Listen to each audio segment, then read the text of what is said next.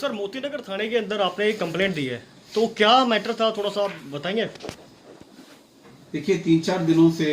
आपने एक विवाद टीवी चैनल्स पे देखा होगा आयुर्वेद और एलोपैथिक को लेके। और डॉक्टर जयलाल जो इंडियन मेडिकल एसोसिएशन के अध्यक्ष हैं, उन्होंने कई सारी चीजें आयुर्वेद को लेके और बाबा रामदेव के ऊपर उन्होंने कही। और जब उनका पूरा सोशल मीडिया और उनका बाकी सारी चीज देखी गई तो पता लगा कि वो काफी समय से एक विशेष धर्म के प्रचार प्रसार के लिए गलत तरीके के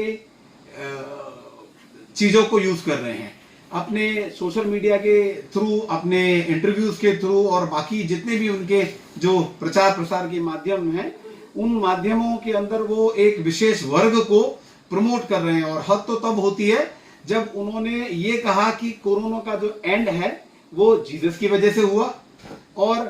क्रिश्चियनिटी का अगर आप देखें कि सबसे ज्यादा जो मदद की है इस पेंडेमिक के बीच में, वो क्रिश्चियन लोगों ने की है। और मैं चाहता हूं कि जो यंग इंटर्न्स हैं मेडिकल के जो आते हैं, वो अगर कहीं अगर क्रिश्चियनिटी को अगर एक्सेप्ट करते हैं तो बड़ी अच्छी बात है। और हिंदू तो इतने लिबरल हैं कि वो इतने देवी देवताओं को मानते हैं, तो यदि अगर क्रिश्चियनिटी को मान लेंगे और खुदा को मान लेंगे तो क्या गलत हो जाएगा। और वो सिर्फ यहां तक नहीं रुकते हैं, वो इसके बाद कहते हैं कि 2030 में मैं जो कंप्लेन दी है उसमें सेडिशन के चार्ज भी लगने चाहिए। देखिए, सेडिशन के चार्ज, देशद्रोह का मुकदमा उन व्यक्ति के अगेंस्ट होना चाहिए, क्योंकि वो इंटरनेशनल मीडिया और इंटरनेशनल लोगों को ये बताना चाहते हैं कि भारत में एक हिंदू राष्ट्रवादी सरकार है जो 2030 तक मॉडर्न साइंस को, मॉडर्न मेडिसिन को बर्बाद करना चाहती है। एक ये जो स्टेटमेंट है, और इसे कई तरीके की उनकी स्टेटमेंट दी गई है।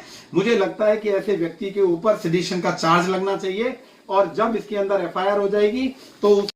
मेरी मांग ये है कि ऐसे व्यक्ति को अपने पद से इस्तीफा देना चाहिए। और भारत सरकार को जरूर ऐसे व्यक्ति का चयन करने, देखिए ये एक एसोसिएशन है और इस एसोसिएशन के अंदर जो लोग इनके साथ जुड़े हुए हैं, उन लोगों को जरूर अपने उस अध्यक्ष से पूछना चाहिए कि आप किस तरीके का काम भारत में रह के कर रहे हो, और भारत सरकार के अगेंस्ट जो काम कर रहे हैं वो, और एक धर्म विशेष को प्रमोट कर रहे हैं। मेरी सिर्फ यही भारत सरकार से दरखास्त है कि इनको जल्दी से जल्दी इस पद से हटाया जाए, और जो भी प्रक्रियाएं उसके अंदर होती हैं वो की जाए, और इसकी एफआईआर जल्दी से जल्द दर्ज हो और इनके अगेंस्ट एक्शन लिया जाए।